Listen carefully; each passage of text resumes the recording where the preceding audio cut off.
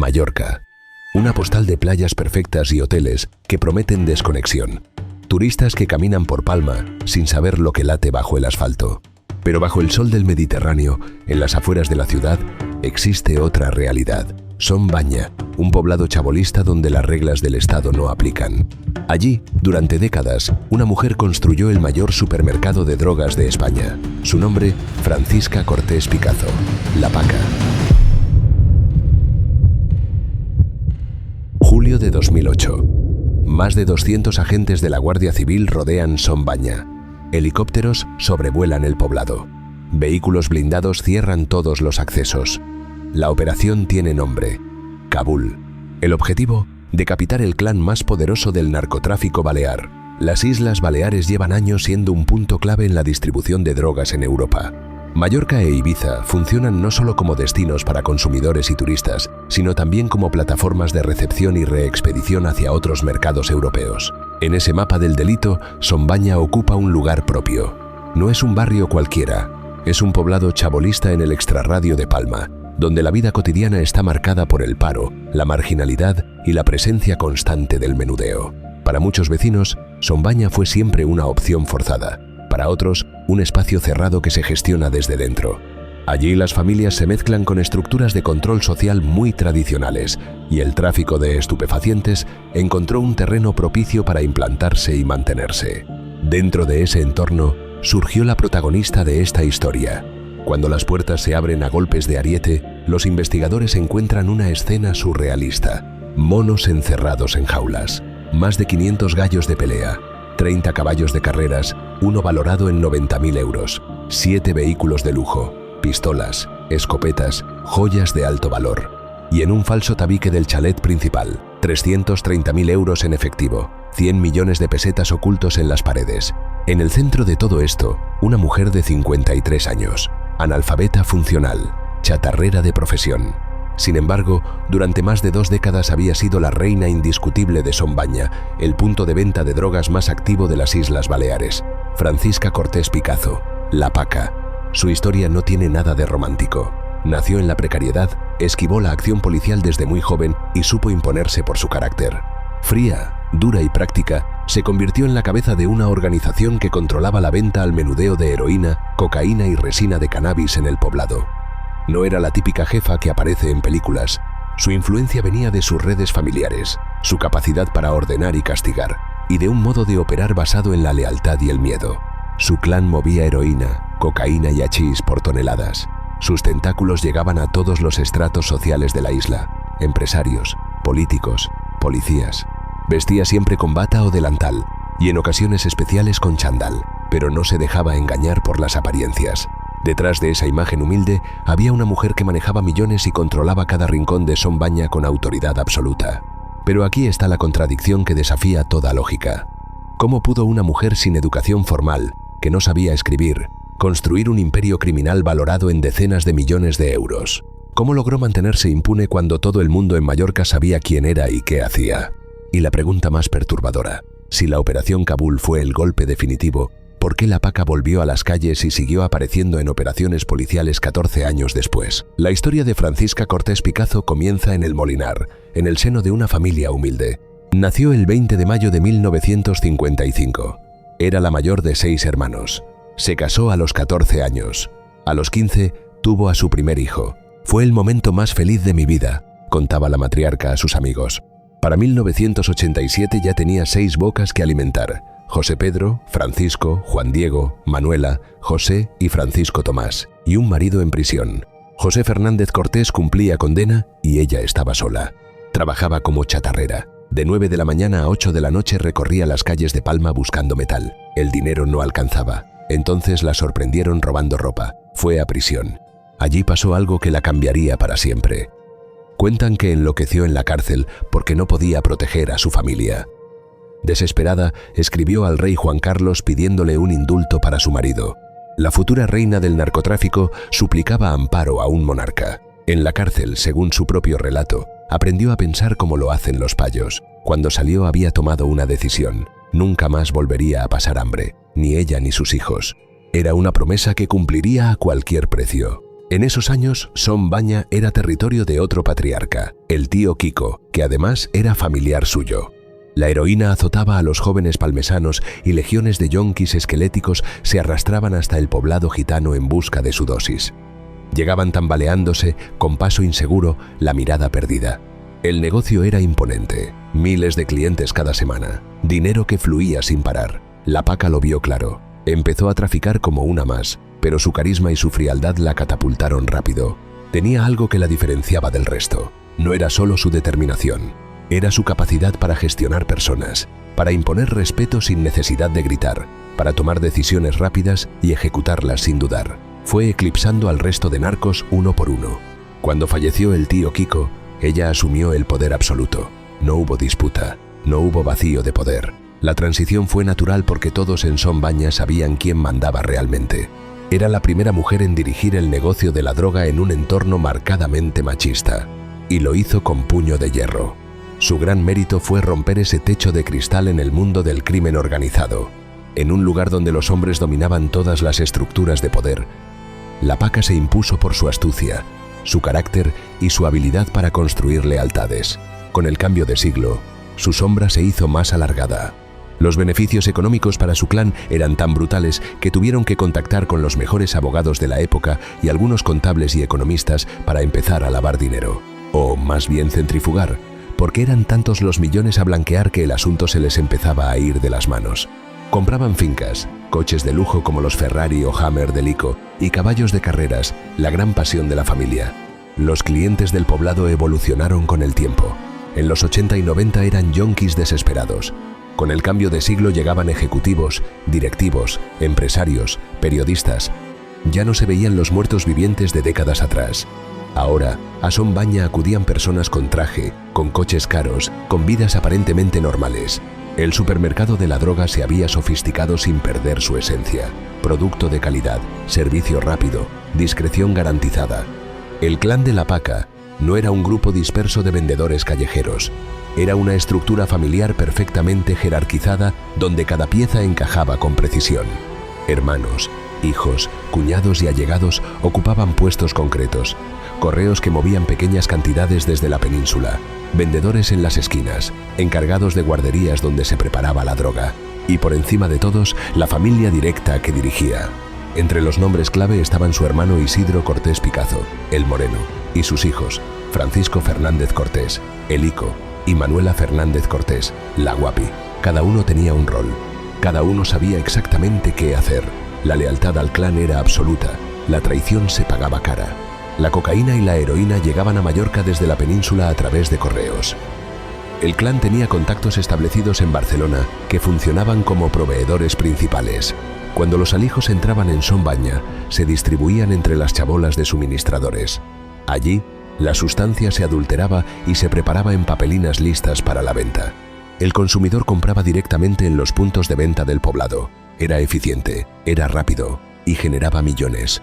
Son Baña funcionaba como un supermercado a cielo abierto. Los compradores llegaban en coche, hacían cola, pagaban y se iban. Todo ocurría en cuestión de minutos. La policía sabía lo que pasaba, pero el entorno cerrado del poblado dificultaba las intervenciones. Cada intento de redada terminaba con algunos detenidos menores y la maquinaria volvía a funcionar al día siguiente. Los beneficios se ocultaban de formas rudimentarias pero efectivas. La Paca enterraba grandes cantidades de dinero junto a la cuadra de los caballos. Se habla de millones escondidos bajo tierra, en zulos cavados cuidadosamente. Cuando le robaron ese dinero, la respuesta del clan fue brutal y pública. Varios sospechosos fueron secuestrados y torturados en busca del culpable. El mensaje era claro: nadie toca lo que pertenece al clan. Otros capitales se lavaban a través de inmuebles, coches de lujo, joyas y animales de competición. El clan compró fincas y viviendas en Palma y alrededores, una discoteca, una nave en el polígono de Son Castelló, restaurantes en la carretera de Palma a Manacor. Estos locales eran negocios con bastante tráfico de clientes, especialmente los fines de semana, y resultaban ideales para introducir dinero negro sin levantar sospechas. La estrategia de blanqueo no se limitaba a compras directas. Se utilizaban ventas encubiertas, manteniendo a los titulares legales de los negocios oficialmente en control, mientras la Paca y sus allegados inyectaban dinero negro en el funcionamiento diario de los locales. Esto dificultaba a los investigadores seguir el rastro del dinero y complicaba la posibilidad de que los bienes fueran incautados. Muchos de estos bienes estaban a nombre de testaferros, familiares, empleados, conocidos de confianza. En algunos casos, personas que ni siquiera sabían que aparecían como propietarias de inmuebles valorados en cientos de miles de euros. La complejidad del entramado era deliberada. Cada capa de protección hacía más difícil que las autoridades pudieran vincular directamente las propiedades con el dinero del narcotráfico. Los caballos de carreras eran una de las pasiones de la familia. Se usaban para blanquear dinero y para dar una imagen de normalidad social. Algunos ejemplares estaban valorados en decenas de miles de euros. Las carreras servían como excusa para mover dinero, para establecer contactos y para proyectar una imagen de empresarios legítimos. La paca también tenía monos y chimpancés como mascotas. Les daba el biberón, los bañaba, los metía en la cama. Una excentricidad que formaba parte de su leyenda y que mostraba hasta qué punto el dinero había dejado de ser un problema. Durante años, las fuerzas de seguridad observaron cómo el clan crecía sin freno. Cada redada menor terminaba igual. Algún vendedor detenido, un poco de droga incautada y al poco tiempo todo volvía a funcionar. El problema era que Son Banya se había convertido en un ecosistema cerrado, casi impenetrable. Allí mandaba una sola persona y todos lo sabían. Para la Guardia Civil, derribar el imperio de la paca no era solo una cuestión de narcotráfico, era una cuestión de autoridad. Si el Estado no lograba imponerse en Son Banya, el mensaje era claro. Había un territorio dentro de Mallorca donde la ley no entraba. Eso no podía sostenerse indefinidamente. La violencia y la impunidad formaban parte de la leyenda del clan. Secuestros, palizas, amenazas, todo servía para controlar territorios o ajustar cuentas.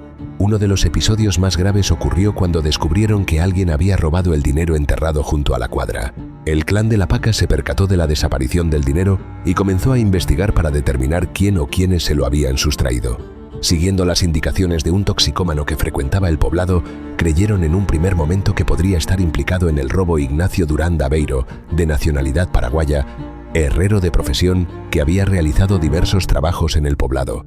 Por eso podría saber de la existencia del zulo donde se hallaba depositado y oculto el dinero sustraído. La paca encargó a sus allegados que lo trajeran al poblado.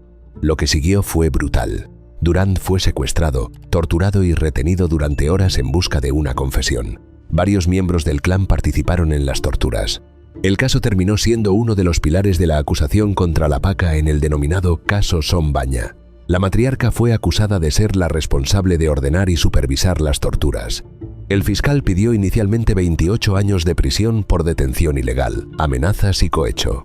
El Ico, el hijo de la paca, es un ejemplo perfecto de ese ambiente de violencia normalizada. Desde adolescente acumuló antecedentes por delitos violentos. A los 17 años disparó a un portero. A los 18 fue detenido por disparar contra un coche. Pero el episodio más mediático ocurrió en el club El Globo Rojo en 2007. El Ico llegó al local y se negó a pagar la entrada. Cuando el personal insistió, sacó una pistola Glock y apuntó varias veces al empleado. Las cámaras de seguridad grabaron todo. Fue condenado a 4 años por ese tiroteo. El Ico conducía Ferraris sin carnet, llevaba armas ilegales, se movía por Mallorca con total impunidad.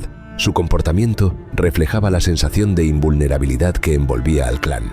Nadie los tocaba porque nadie se atrevía. Los pocos que lo intentaron pagaron las consecuencias.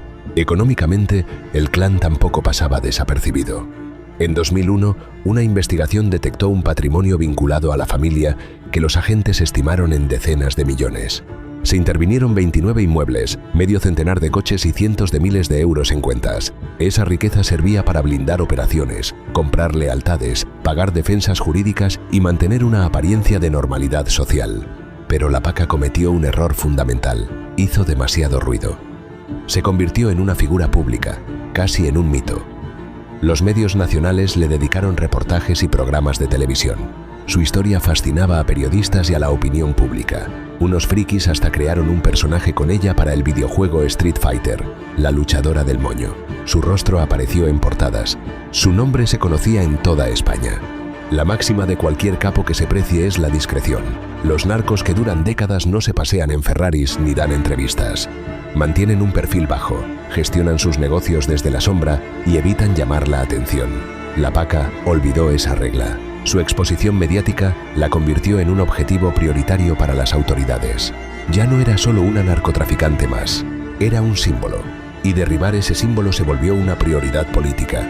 Su nombre traspasó fronteras, y eso selló su destino. La Paca se había cavado su propia tumba el mismo día que empezó a sonar su nombre. Su propia leyenda acabó engulléndola. Ese fue el principio de su fin.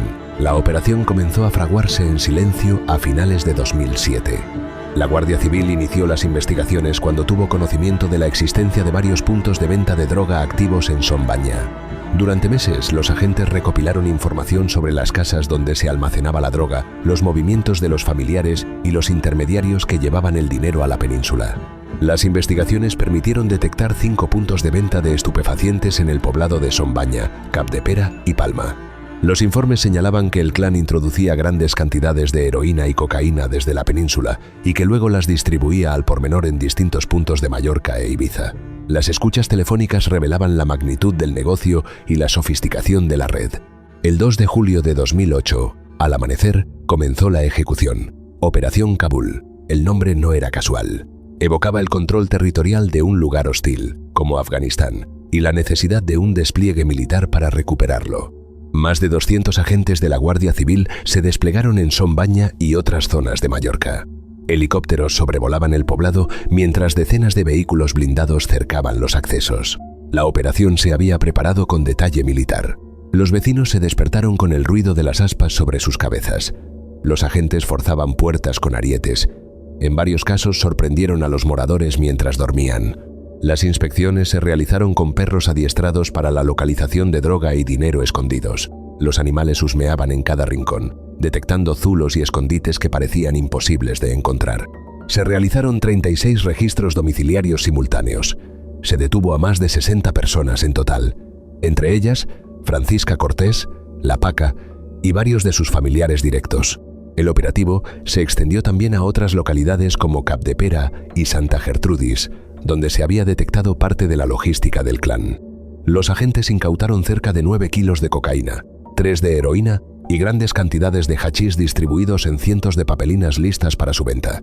En la casa de La Paca encontraron 330.000 euros en efectivo ocultos en un falso tabique, una pistola, 2 escopetas, joyas de gran valor y 7 coches de alta gama. También hallaron unos 500 gallos de pelea en condiciones deplorables, 30 caballos de carreras utilizados para blanquear dinero, animales exóticos como loros y monos que vivían enjaulados y una pequeña plantación de marihuana en el exterior. En total, más de 855.000 euros incautados, decenas de kilos de droga y el desmantelamiento de 5 puntos de venta activos. La Guardia Civil hablaba de uno de los golpes más importantes contra el narcotráfico en Baleares en toda su historia. El despliegue había sido proporcional a la amenaza. Por fin, el Estado entraba en Son Baña con la fuerza suficiente para cambiar las reglas del juego. El 3 de julio, La Paca se negó a declarar ante la Benemérita. Ejerció su derecho al silencio. El 5 de julio, el juez José Castro ordenó prisión para 19 de los 21 integrantes principales del clan. Entre ellos estaban La Paca, sus hijos Elico y La Guapi, y sus hermanos Isidro y Juan Cortés. Solo su marido, Francisco Pulet, el Tarta, quedó en libertad por falta de pruebas directas que lo vincularan con la operación del clan. El traslado de los detenidos a los juzgados requirió un operativo especial. Decenas de agentes escoltaban a los miembros del clan, mientras los periodistas capturaban imágenes para los informativos de toda España. La Paca caminaba con paso lento, la mirada baja, consciente de que su reinado había terminado. A su alrededor, flashes y cámaras, su rostro en primera plana. Para las autoridades, la caída de La Paca tenía un valor simbólico que trascendía el narcotráfico. Por primera vez, una organización que se creía intocable en Mallorca había sido desmantelada de arriba a abajo. El mensaje era claro: no existían territorios sin ley en España. El Estado, al menos por un momento, había recuperado el control sobre Son Baña. Después de la operación Kabul, la justicia parecía haber dado un paso definitivo. Francisca Cortés Picazo fue procesada por detención ilegal, amenazas, blanqueo de capitales y cohecho. El juicio pasó a la historia como el caso Son Baña, uno de los mayores procesos contra el narcotráfico en Baleares.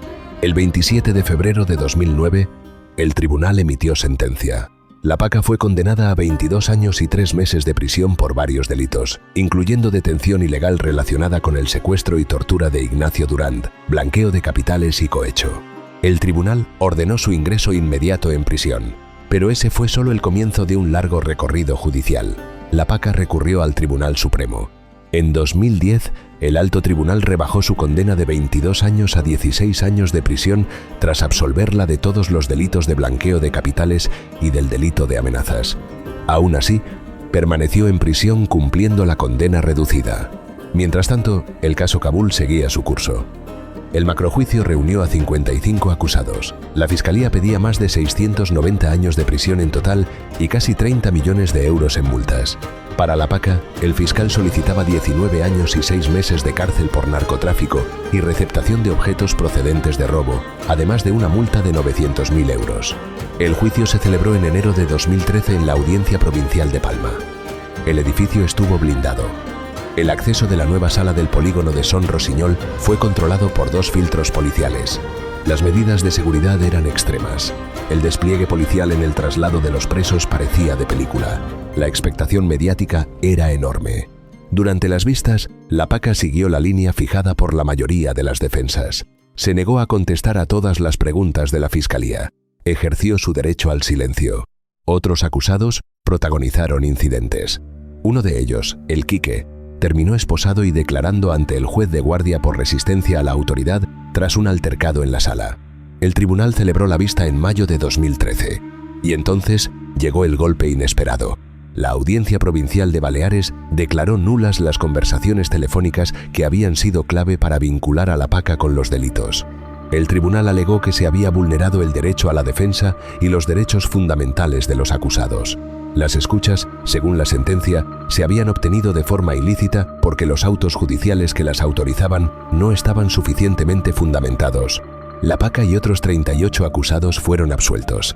De los 47 acusados para los que el fiscal solicitaba un total de 526 años de cárcel, únicamente fueron condenados 11, apenas que sumaban 56 años de prisión. Fue un varapalo judicial monumental para la investigación, el mayor chasco de la Fiscalía Antidroga en la historia de Baleares. La absolución generó indignación entre los agentes de la Guardia Civil que habían trabajado en el caso. En el perfil de Facebook Foro del Guardia Civil, con 35.000 seguidores, se llegó a asegurar que la justicia y los jueces daban asco. La sensación de impotencia era palpable. Meses de trabajo, una operación impecable, pruebas contundentes, y todo se derrumbó por un tecnicismo procesal. La Fiscalía no se rindió. Presentó recurso ante el Tribunal Supremo. El proceso tardó años. Finalmente, en 2019, el Supremo dio la razón a la acusación. El Alto Tribunal dictaminó que las escuchas telefónicas eran legales y ordenó a la Audiencia Provincial emitir una nueva sentencia considerando válidas esas pruebas. La Paca, que para entonces había obtenido el 3er grado penitenciario y entraba y salía de prisión, volvió a ser encarcelada. Pero antes de eso, en noviembre de 2019, la Paca afrontó otro juicio, esta vez por blanqueo de capitales. La investigación se centró en cómo había manejado todo el dinero obtenido de la venta de drogas y en los bienes que había adquirido a nombre propio o a través de terceros. Las pesquisas revelaron un entramado complejo de testaferros, compras encubiertas y capitales enterrados. En un registro practicado en septiembre de 2009 en el poblado de Son Baña, los investigadores encontraron bajo una gruesa capa de hormigón, sobre la que estaban estacionados unos vehículos, 5 cajas de plástico forradas con cinta adhesiva. Para acceder a ellas fue necesario utilizar maquinaria pesada. En su interior había billetes en dólares y euros, algunos en mal estado. La cantidad total superaba los 4 millones de euros. El tesoro de Son Baña, como lo bautizaron los medios. Francisca Cortés Picazo aceptó un acuerdo con la Fiscalía. Reconoció el delito de blanqueo de capitales y aceptó una condena de 3 años y 3 meses de prisión, además de una multa de 12 millones de euros. En caso de impago, la ley establecía que pasaría 3 meses adicionales en la cárcel. En el mismo proceso, otros 10 colaboradores de la trama también llegaron a acuerdos con la Fiscalía, aceptando penas de entre 1 año y 9 meses de cárcel y multas de entre 200.000 y 320.000 euros. En conjunto, las condenas aceptadas sumaban 20 años y medio de prisión. El juicio duró poco más de 40 minutos. El acuerdo permitió reducir significativamente las penas que inicialmente se pedían. 11 años de prisión para la Paca y multas de más de 3,5 millones de euros. Pero sirvió para asegurar que parte del patrimonio ilegal fuera recuperado o intervenido. La Audiencia Provincial fijó el final del cumplimiento de todas las penas de prisión de la Paca para el 26 de febrero de 2028. Para entonces, habría cumplido cerca de 20 años de sanciones de cárcel. La Paca ingresó en prisión en 2009. Cumplió más de 9 años. El 7 de agosto de 2016 consiguió su primer permiso carcelario. Desde esa fecha fue disfrutando de otras dispensas hasta que el Juzgado de Vigilancia Penitenciaria decidió concederle el tercer grado a finales de diciembre de 2017. Francisca Cortés Picazo, la matriarca de Sombaña, volvía a las calles. Pero la historia no termina ahí. En marzo de 2022, cuando la Paca tenía 66 años y cumplía condena en tercer grado, la Guardia Civil llevó a cabo la Operación Origen. Un centenar de agentes practicaron a lo largo del día 53 registros domiciliarios, la mayoría en Palma. La cifra de detenidos se contaba por decenas. Los guardias se incautaron de diversas cantidades de estupefacientes y dinero. Y a las 6 de la tarde, un gran contingente policial tomó Sombaña.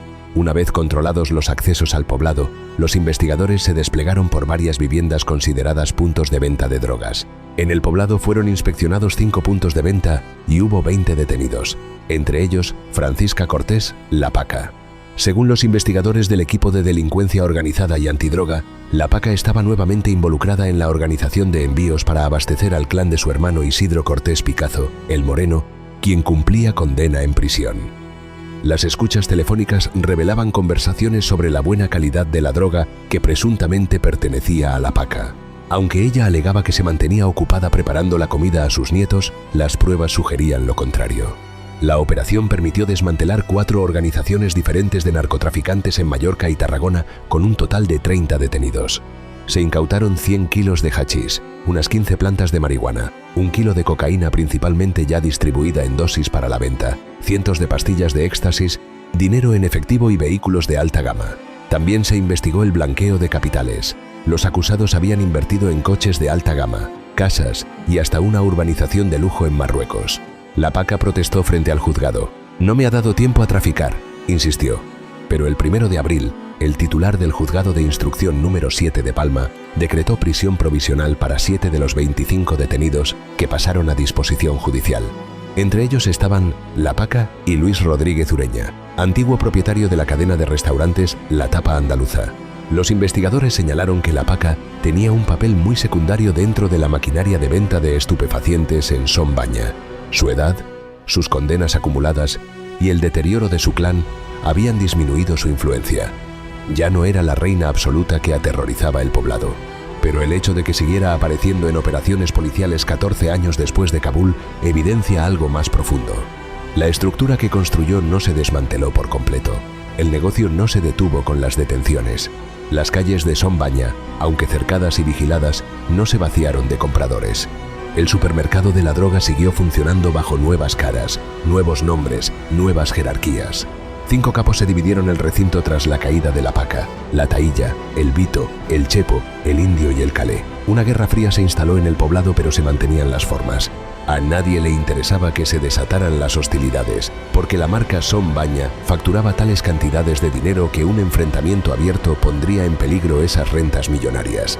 En 2024, a sus 68 años, la Paca obtuvo nuevamente el tercer grado. Regresó a Sombaña. Los vecinos la vieron más envejecida, canosa, pero con el mismo fuego de siempre en la mirada. Caminaba lentamente por aquellas calles sin asfaltar, observando cómo había cambiado todo. El Sombaña de ahora no tiene nada que ver con el que dejó. Se ha rediseñado urbanísticamente. Las chabolas y las familias ya no se mezclan con los puntos de venta, que se han adelantado a la entrada del poblado. Un circuito en forma de U, con banderillas españolas y luces de LED, guía ahora a los conductores que esperan su turno. En eso, Sombaña no ha cambiado. Sigue siendo la mayor máquina de hacer dinero jamás creada en el narcotráfico español, un prodigio de la ingeniería más oscura. Y la Paca, aunque ya no manda, sigue siendo una leyenda viviente en esas calles. A todo el que se le acerca le espeta: «No tengo un duro». Que le crean es otra cosa. La historia de Francisca Cortés Picazo plantea una reflexión inevitable sobre el poder de las estructuras criminales consolidadas, donde la jerarquía familiar y la experiencia acumulada permiten a figuras como la Paca permanecer activas durante décadas. Aunque las operaciones policiales logren detenciones y sentencias, la criminalidad organizada tiene la capacidad de adaptarse y continuar operando. El control sobre estas organizaciones no depende únicamente de la presencia física de un líder, sino también del liderazgo, los contactos y la capacidad de gestionar el negocio a distancia. La PACA construyó un imperio que parecía intocable. Las autoridades lograron derribarlo, pero el terreno donde ese imperio se levantó sigue fértil. Mientras exista la demanda, habrá quien ocupe el trono. Esa es la verdadera lección de Sombaña. Los nombres cambian, las caras cambian, pero el negocio continúa. Y la sombra de la PACA, aunque ya no reine, todavía se proyecta sobre cada rincón del poblado más infame de España.